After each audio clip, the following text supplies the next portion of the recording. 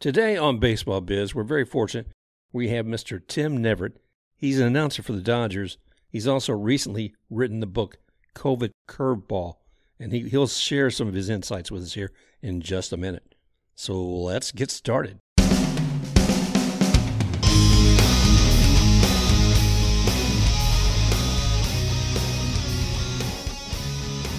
Welcome to Baseball Biz. I'm Mark Harvard, your host, and with me today I have Mr. Tim Neverett, who is the Dodgers play-by-play announcer and a lot more than that. Tim, I know you've also been you're a professor in sports communication at Emerson College, I believe. You've come up with announcing not just pop up out of the air with the Dodgers, but also with like the Pirates and the Red Sox, a lot more before that. So without further ado, welcome, Tim. How you doing, man? Good, Mark. Thanks for having me today. I appreciate it very much. Well, it's a pleasure, brother. I mean, I've just finished reading up your book, COVID Curveball, and man, it took me back. I mean, it's only been a couple of years, but it refreshed my mind about all the things that were happening at that time and the deeper insight that you give about that. When all of this first started, it's like a whole other world. I mean, you talk about the bubble that all of us had to live in, but when did you, as an announcer, when did COVID first touch you and your job? What did you discover? What happened? Well, it was, I think, the day that it shut down, when baseball shut down, because, we're in spring training in 2020, and we just finished a game with the Padres over in Peoria, and I had like 2 days off or something. So I drove up to Vegas to visit with my son and a good friend who was there. And we were at the Pac-12 basketball tournament, and we had heard about the thing with Rudy Gobert and the Jazz earlier in the NBA, considering shutting things down. And so then the Pac-12 said that this would be the last game they'll have with fans. They were planning on playing the next day without any fans there. Those games never happened. The next day we were at lunch with a couple of friends, and started getting, all of our phones were blowing up, right? And we're getting all these messages. Hey, this is done. You gotta head out tonight. And I said, well, I'm in Vegas. I got to drive back to Glendale, Arizona. And I did that. That took 4.5 hours. And then I flew out, and as soon as I could, I packed up as much as I could from the condo I was staying in. And that was when it first hit. And really, we had so many unknowns at that point, so many. And, now we know a lot more, but at that time we had so many unknowns. We didn't know what this thing was or how it was going to affect people. And so I, flew back east where I was living and got off the plane and spent the next couple of months in hibernation. Yeah, didn't we all? And that was the things that never knew when we'd be able to emerge from that and what it was going to look like. Yeah. And it was going to be quite different. I know reading in the book, one of the things, let's see, I was looking at Mr. Mundy. He came up with a rather unique on-campus solution, didn't he? He did, and we would call it on campus, but it was also one of our best kept secrets. We didn't want to mention it because of the security situation. Now, Dodger Stadium's got 24-hour security, and it's pretty airtight to get in, but it doesn't mean that somebody couldn't get in there. So we didn't want anybody to know where he was. Living in the RV, right in lot was it lot E, I think, E or F, a little sliver of a lot that was surrounded at the end by trees. So when we would sit there, he'd break out the lawn chairs, and it had a TV that he could swing outside and a little canopy cover. So when we would sit out there, it'd be like you're at a campground. I love it, man. And the Dodgers ran electricity and water and internet out to him. And he liked it because it was private. There were certain drawbacks to it. In other words, the sprinklers would come on at 4:30 in the morning and sometimes hit the side of the RV. There would be raccoons or coyotes that would come up to the area where he was. And then anytime there was a truck that was there backing up in the morning, he could hear it. But he liked it enough where during the 2021 season, he went back. And a little bit of a side note there, that was when we started letting fans back in. And so he stayed. We started letting fans back in on June 15th. So he was still there another 2 weeks before moving out and getting the RV back to its owner. who I ran into in Cooperstown a few weeks ago at the induction ceremony, and he told me that he sold the RV, and I better let Rick. So I did. But so it was really an interesting thing for him living in an RV in the parking lot of Dodger Stadium, and he was away from everybody and everything, and he enjoyed the peace and quiet. Now, did he broadcast from the RV, or did no? I mean, you're a couple of steps away from gate D, or not gate D, but the lot D and the entrance on the third base side. So, no, we broadcast from the booth. Charlie Steiner did not. Even though there was nobody in the stadium, he stayed home, and they made arrangements for him to broadcast from his house. Wow. Rick and I went to the stadium where we had a setup there for both radio and TV. So when I did television, I'd be with Orel Hershieser, and we'd be in our regular booth, but nobody'd be in the stadium except when there was a home game. Oh man! Still no fans. But for the road games, it was absolutely bizarre because now you're in a Dodger stadium that after a certain time of the night just is totally pitch dark. And you're there in this booth, and there might have been 7 or 8 of us entirely in the stadium. And when you left at night, it was kind of spooky. I mean, you didn't know who was going to. I had coyotes up near my car. And I used to think, hey, this is great getting out of Dodger Stadium. You can get out of here in 3 seconds because during the regular season, it's a very challenging traffic-wise. And I kept thinking to myself, I would trade sitting in traffic for a half hour right now if we could end this thing, get fans back. Amen. It's a great convenience to be able to get out of the stadium so quickly, but that's not really what we all wanted. But Rick and I didn't do it from the radio booth either. We did it from a suite, so we would have more room. They moved us into one of the bigger suites, and I would sit in the front row. He would sit about 3 rows back. So we'd be talking during the game and never even looking at one another. I mean, he could look down and see the back of my head. If I really wanted to make a point, I'd turn around and look at him. But, so it was different in every way. Just getting into the stadium, we had to fill out an app and then get our temperature taken. And we had to get tested all the time. And it was so different. Now we're fairly back to normal, not 100%, but we're about as close to normal as I can remember. Well, it's quite a journey in the book, and I'm just going to stop here for a second to remind folks it's COVID Curveball, and that's Tim Neverett. When you read a book, when you read a play, or watch a movie, there's some things you look for. You look for colorful characters. You look for a theme. You look for a goal and the journey to that goal, and usually some adversity. I thought, wow, this has that and on. And my gosh, the characters in here, when you're involved in sports anyway, you're going to run into that. But good gravy, man. And even just the people you're working with as far as announcing and doing the play-by-play, and some of the most simple things. I mean, as a play-by-play announcer, you have to track that ball. And from what I remember reading one of the stories, you've got all these daggone monitors around you and everything else to boot to the point where you can't see from the time you hear the crack of the bat to where it actually lands. Yeah, that's quite true. And when people are watching the games at home, when the team is on the road or was on the road, we would be at Dodger Stadium. So we're seeing what people are seeing at home, plus a few other angles. We had what we call the all 9, where you could see an overhead shot of everybody. We had the bullpens, so we could see if somebody was warming up. And then we had a camera focused on the scoreboard, so we could see the line score all the time. We knew how many mound visits were remaining. You could see that stuff. But you only have 2 eyes to focus on one thing. So oftentimes you have to take your eyes off the main monitor, look at the all 9 and see what the base runners were doing. And its cameras in a lot of places were so high that the base runners looked like little ants running around out there. You couldn't tell who was who.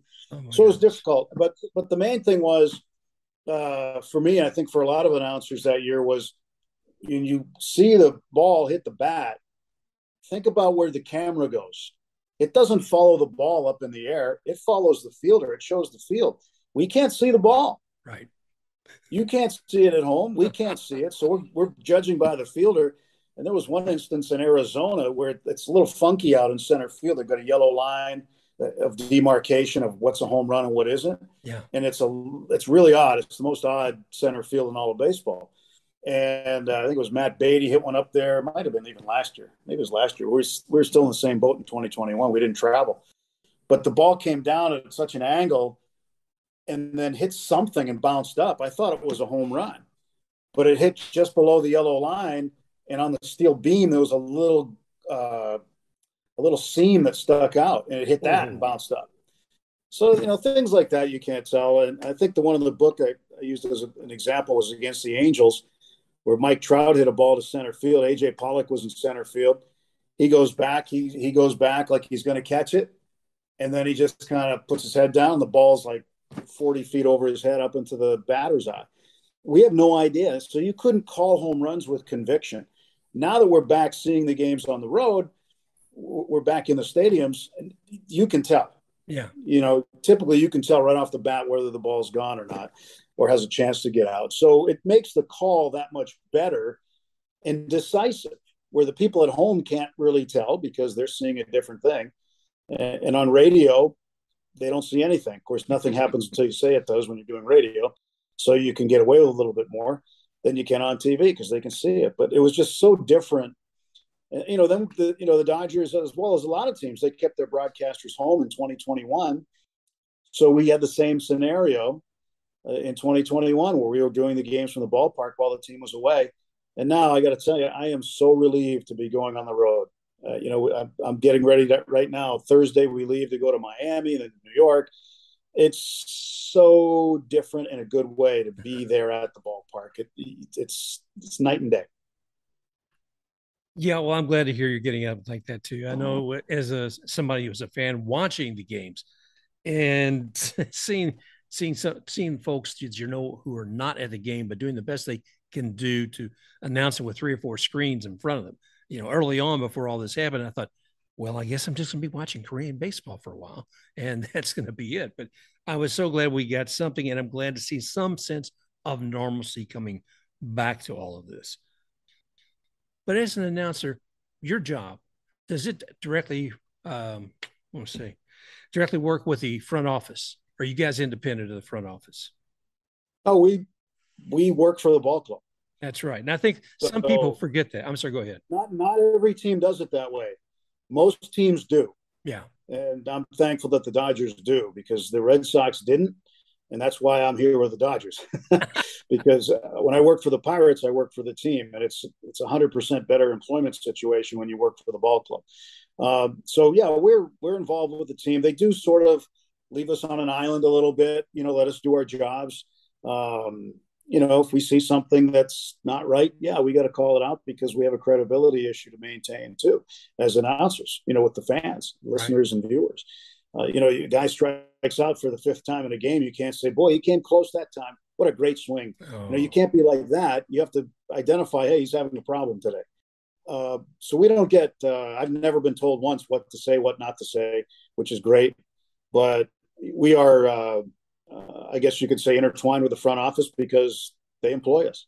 yeah. And the thing about it too is, I guess they also help as far as coordinating travel and that sort of thing. And especially during COVID season, that had to be critical to have somebody help coordinate as far as your travel as well. Well, we didn't have any, so that was easy. Good So point. yeah, they just said, "Hey, stay put. You come to the ballpark and go home, and that's it." And that Oh, was pretty much all we were allowed to do. This year we had a little COVID outbreak in the broadcast area where several of us tested positive, including oof. myself, between games of a doubleheader.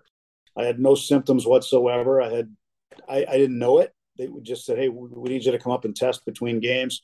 Myself and one of the TV announcers, neither of us had symptoms, but we both tested positive. I made them test me again, and then they kept everybody off the following road trip to Philadelphia and Washington, and that was the only real hiccup we've had Wow. in terms of travel and whatnot. But back to traveling this year, we have a director of team travel who is second to none. He's one of the best, if not the best, in the business, and he makes it really easy for us. Just tells us what time to be there, and don't have to worry about a thing. So, Talking about the travel is one thing too, and I was mentioning earlier, colorful characters, and I'm thinking of the fifth game of the 2020 season, and I'm thinking of Mr. Joe Kelly. And my gosh, man, that was something. I know you go through it pretty well in the book.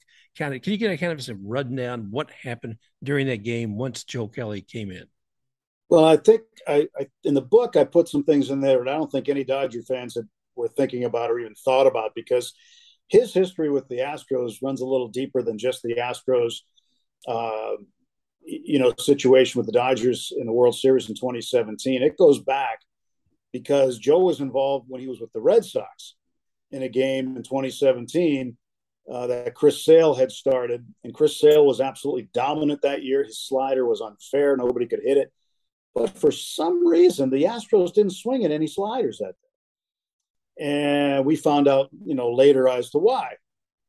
But Jose Altuve, Alex Bregman, I'm trying to think who else. I mean, they had back-to-back home runs. Altuve had 3 home runs in the game.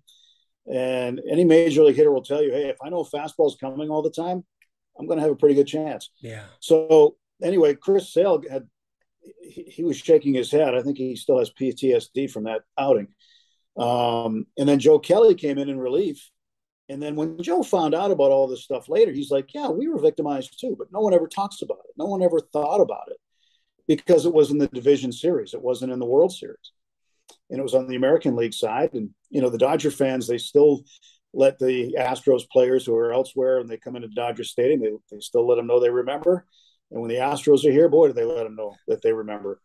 But, when Joe is in the game, he's interesting. When I was with him with Boston, he got into it with one of the Yankees, and he hit a guy, and this guy challenged him, and Joe's like, "Bring it on!" And then they had a big thing, the T-shirts and the bumper stickers. It was called Joe Kelly Fight Club. Yeah. And you saw them all around Boston, and even in my neighborhood, it was slapped to a stop sign, Joe Kelly Fight Club, no matter where you were. But he became an instant folk hero here in LA because of the way that he treated the Astros. But people don't realize it wasn't just because he was sticking up for the Dodgers. It's because he was involved in something himself that same year, but just earlier in the postseason. Yeah, I loved Joe Kelly. I think did something that all the fans from 29 other teams wanted to do, whether that was intentional or not. That ball hitting one of the Astros, and I think a lot of us took a little sigh of relief, and said, "Oh, okay, that's been done. Now that's one check mark." Because Yeah. the Astros weren't going to be going into any arena with boos coming from the stadium. They're going to be all they're going to hearing is the piped in crowd. Period, if that. Yeah. So that was something in itself. I was really excited about that. But I think looking back to you mentioned talking with Alex Cora when you were with Boston, and he alluded to something that from his history with the Astros. You asked him how he was going to prepare for them, and what did he say? Yeah, I didn't think much of it at the time, but when the story came out that November, I was sitting at my kitchen counter uh, on the just reading stories on the internet, and I went, "Oh my goodness! Now I know what he meant." I mean, it was the instant thought because what I was doing the radio pregame show for the Red Sox during the postseason. This was the American League Championship Series. And so I think it was game 1, and I went in and said, he just finished his TV meeting, so I was the last guy to go that day. And I went in and I said, "All right, what can you take out of being their bench coach, last year to now being the manager and facing them in the American League Championship Series?" And he said, "Those guys over there know that I know what they do, so they can't do what they usually do." And I'm thinking, okay, what is it? Sign stealing, like the old fashioned way, or is it what? I just thought, okay, it's just baseball stuff. Right. But then when I saw the story break in the Athletic that November, I went, that's what he meant. Oh my gosh, that's what he meant. And he paid a price because he got suspended for a year. Yeah. And I said to my wife right away, I go, he's going to lose his job over this. You watch. And fortunately, the Red Sox hired him back after he served his 1-year suspension. But yeah, he knew. He was trying not to tell me trying to tell me without telling me. Right. But I didn't get it at the time, and it just took me a little while. Then I figured it out, and it was amazing to hear it out of his mouth.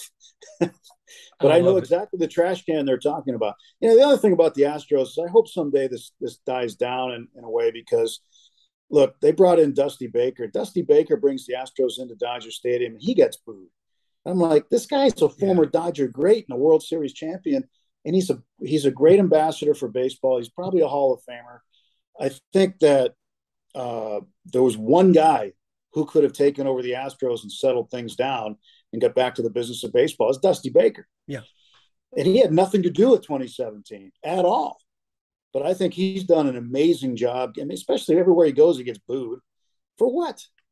Something he had nothing to do with. No, I But think at the same time, but the players, the Minnesota Twins were in not too long ago. Carlos Correa, who's now with the Twins, was in the middle of it. There's other, the Dodger fans really let him hear it. Eventually, those players will retire, and eventually this will die down, and they'll say, "Hey, remember way back when?" But for now, it's more of a fans thing. And kind of a funny thing about the Astros is last year, I actually filled in on 2 games for the Astros on radio because one of their announcers got COVID, and they were coming to LA, and I happened to be off the schedule that homestand. And I got a call from my boss saying, "Hey, we're going to loan you out if you're okay with it. We're going to loan you out to the Astros for 2 games." And I said, "You sure you want to do that?" And he said, "Yeah, it's no problem. We don't care. We're fine with it." He goes, "They do the same for us if they had a problem." So I actually worked 2 games for the Astros last year, wow. and nobody in LA ever mentioned it. So I was like, "Oh, yeah, good." That's fine. Let's let that one fly. Yeah. Wow. Talking about the cast and I mean, Dusty Baker. Come on, boys and girls. Like you said, the history of what that man's achieved. And we threw so much at Hinch and Cora and even Dusty, but we never really threw anything as far as penalties toward players. But I'm not going to go down that route except to say that there was a bit of duplicity about how things got done. But when looking for a bright light in 2020 as Dodgers, I look to Mookie Betts. That man is amazing. Yeah, he is. He's as good a person as he is a player. He has really entrenched himself here in LA. He loves it. LA loves him back. And I knew they would. Having been with him for 3 years in Boston, some of the people I talked with out here, they said, "What do you think of Mookie Betts?" I go, "This town's going to be in love with him in about 5 minutes." And they have been. And I've seen more Mookie Betts game jerseys around town than anybody else's. And people love the guy. He's such a good player. He can impact a game from the first at bat. He's got so many leadoff home runs. He's like 12th all time now in leadoff home runs. He's not going to catch Ricky Henderson, I don't think, but I enjoy watching what he does at the plate. I enjoy watching what he does on the base paths. I enjoy watching what he does in the field.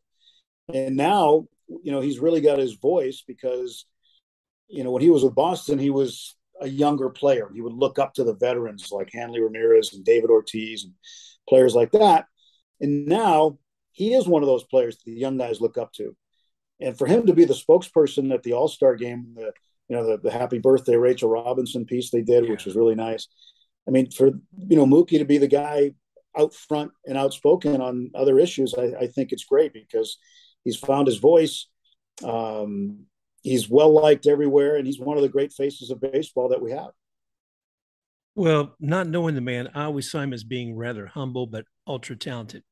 But obviously, he's more than able to get up in front of people and speak.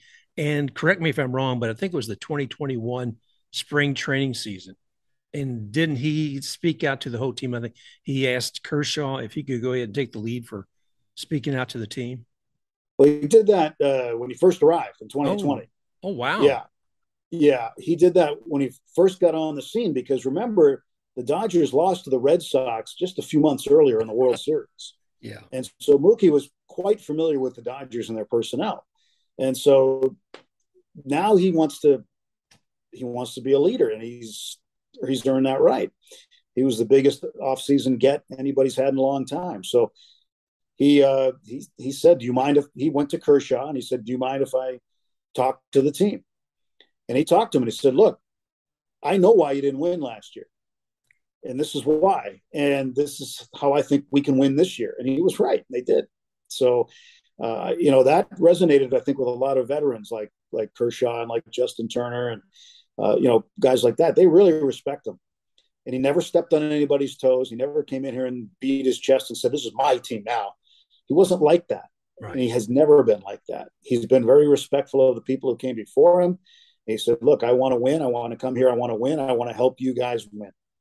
I want to be a big part of it, but I'm not saying this is my team." It's not like, sometimes you see an NBA veteran get traded and he shows up in a town and it's my team now. No, it doesn't work that way with Mookie Betts at all. He's just such a gentleman and an ultimate pro.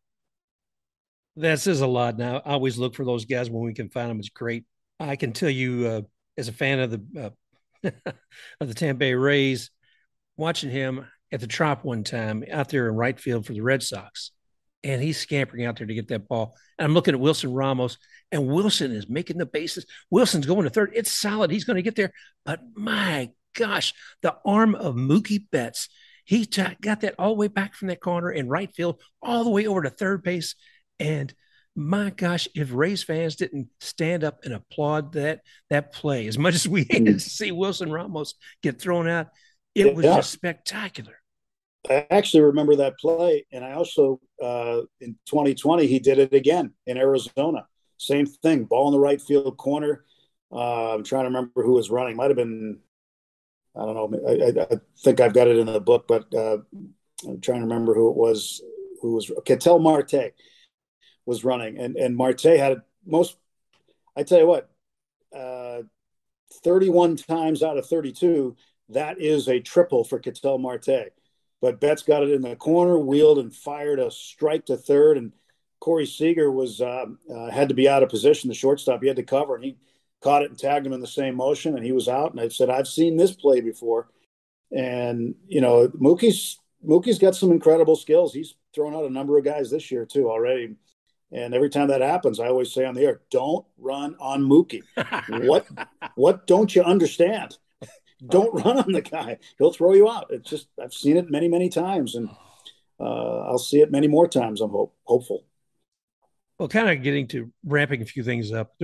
You go through the full history of the year. You give us game by game, and you're giving us color of what's happening, not just with that game, but the people that are involved with it, the history of that.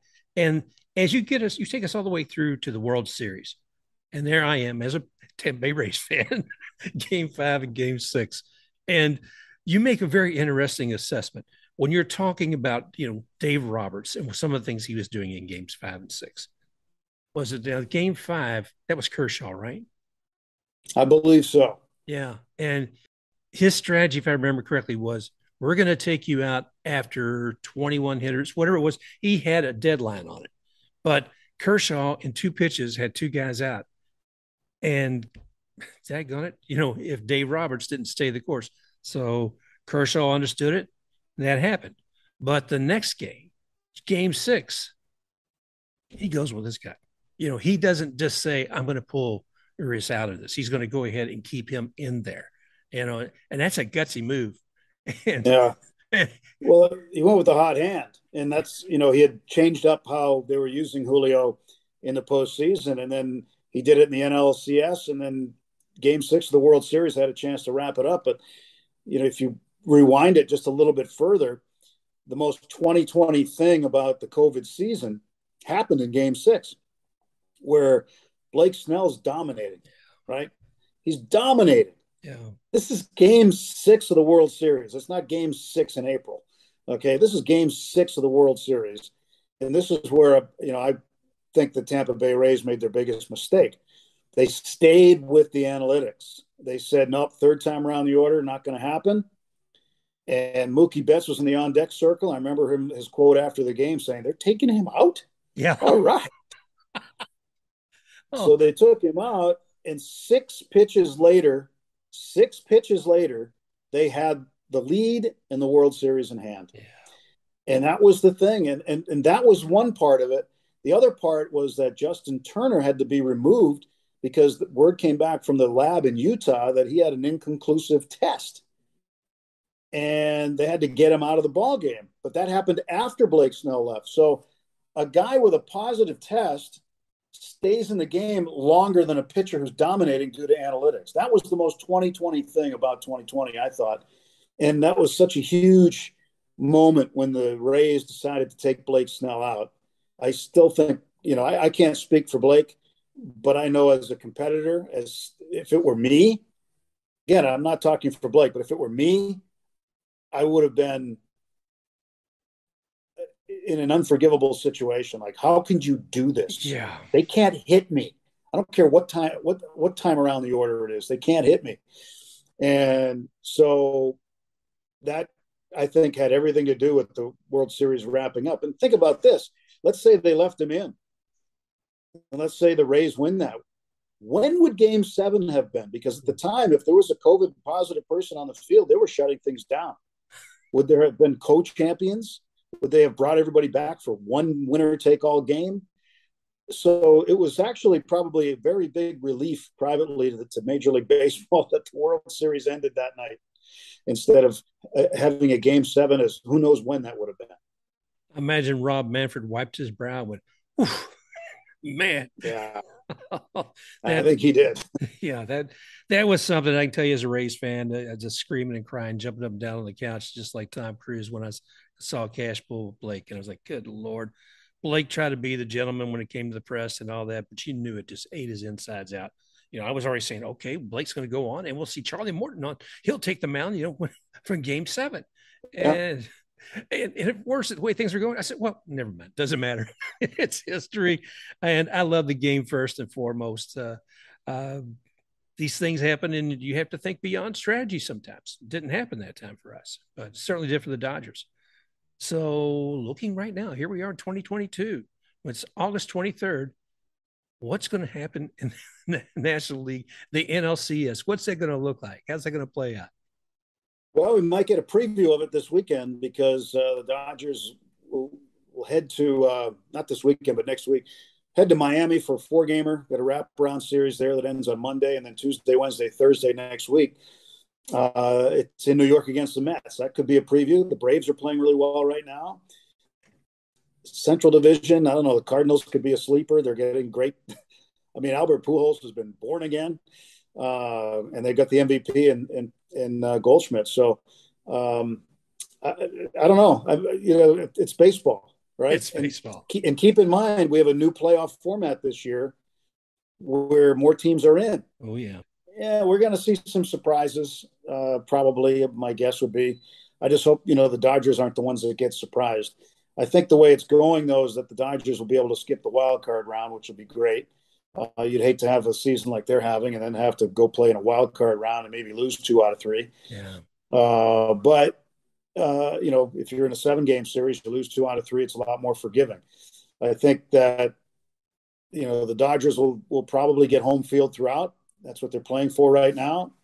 And if that's the case, you got to like their chances of hosting the important games and the division series and get past that, the NLCS, get past that, the World Series. I mean, in LA, it's World Series or bust. Yeah. I mean, I've been, when I was in Pittsburgh, it was, hey, let's go 81 and 81. If we can go 81 and 81, that's great. We don't have a losing season. And that's the attitude that you really don't want to have in this game. But, in LA, if you don't win the World Series, it's not a successful season. Yeah. Expectations are high. Well, I guess another team that actually started out from New York years ago has a New York attitude about win all or die. It seems like that sometimes. I don't know. But I see you guys having a fantastic season. I'm looking forward to seeing how the rest of that comes out. I'm trying to get my Tampa Bay Rays to get up there. They're 8 games back. I don't know that anybody's going to crawl up and grab the Yankees just yet. I think you're the guy behind you is 17 or 18 games back right now. So the Dodgers, that's secure, and it's just a matter of wild card for us. Trying to find comfort these days, it's difficult. And I said one last thing, but I want to ask you, do you still have your dog Reggie? Do, absolutely. How is it? What, he's a nice chocolate lab? Going to get his nails clipped right now. So at the end of the day, whatever happens with the game or the team, or you actually have Reggie to come home to, right? Yeah, and makes you forget about everything because he's got such a fun personality, and he's such a good dog. We'd take him out right in downtown LA because we live down not too far from the ballpark, but we can walk anywhere with him without a leash, even in the city. He's just we were lucky to get him, and such a great dog, and he makes every day better and makes everybody forget any problems you have, because he just looks at you and says, "Hey, what's wrong? Nothing's wrong here." So I don't know. It's good to have him, but he's an everywhere dog. He climbs mountains with us. He swims, he kayaks, he does everything we do. So he's pretty special dog. I'm glad you got him there. Sounds like a great friend with a dog like that. So congratulations. Once again, we're speaking with Tim Neverett from the Dodgers as announcer, play-by-play, and also the author of the book, COVID Curveball. Going through the 2020 season of the Dodgers, and what a great way of doing it. Brings up old memories and gives us some details that a lot of us either forgotten or thought, so that's why that happened. So, yeah. Too, Mark, I think people would really enjoy the foreword that Orel Hershieser wrote, because he takes you back to what's in his mind in 1988 when he's on the hill getting ready to throw the last pitch of the World Series.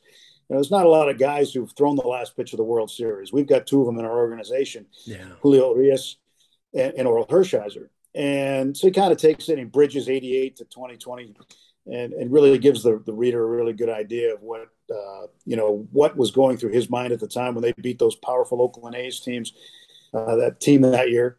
And how it all worked out. I think that if you're a baseball fan, that, I think it sets the tone right away that, with what Orel wrote, I think it sets the tone for, some good stories in the book. And I think there's a lot of things about that season that I'm sure people forget. There was some civil unrest going on in the United States that summer, which caused the, boycotting of games. I mean, people remember that part of it. So that was quite a year, no doubt about it. Well, you chronicled it very well, and certainly Mr. Hershieser as well. For a while, I thought I had two great books in front of me. I thought I wanted more of him as well when I was reading his portion of the book. So both of you have done a great job, and I can't thank you as much as a fan as well as somebody who's enjoying baseball overall. Tim, it's great things happening. Looking for your team. Looking forward to see what comes with the rest of the season, my friend. Well, thank you very much, Mark. I appreciate it. All righty. All right, man. Well, you take good care. Enjoy the rest of your day. All right, Mark. Thank you very much. I appreciate it. You've been listening to Baseball Biz. That was Mr. Tim Neverett, who's the announcer for the Dodgers and also author of COVID Curveball. Hope you've enjoyed the show. If you have, go ahead and make sure you like us, subscribe to us, review us, whatever. You can always reach us at Twitter at @TheBaseballBiz, and you can find Baseball Biz on podcast directory everywhere, including Apple Podcasts, Google Podcasts, iHeartRadio, Stitcher, Spotify. We're everywhere. Well, we look forward to talking to you guys again real soon. Special thanks to XTech RUX for the music rocking forward.